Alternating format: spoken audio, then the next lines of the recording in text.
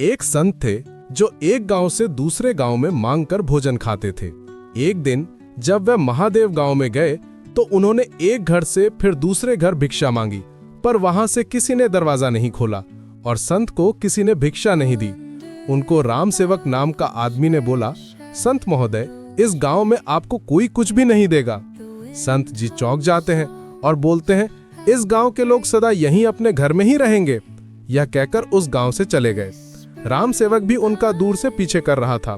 संत जी फिर दूसरा गांव हरिपुरा गए और वहां हर घर से उनको कुछ न कुछ खाने को दिया। तो संत जी ने बोला, इस गांव के लोग सदा गांव से बाहर रहेंगे।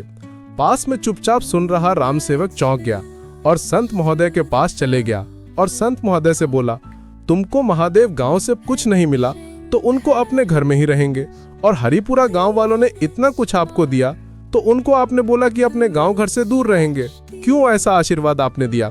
तब संत महोदय ने हंसकर बोले, जिस गांव ने मुझे कुछ नहीं दिया तो उनके बच्चे घर में ही रोजगार काम धंधा करेंगे तो उस गांव की तरक्की कभी नहीं होगी, और जिस गांव ने दिया उस गांव के लोग अलग अलग जगह और बाहर जाकर काम धंधा करेंगे, जिससे गांव का नाम रोशन होगा और वह अपने गांव का नाम ऊंचा करेंगे।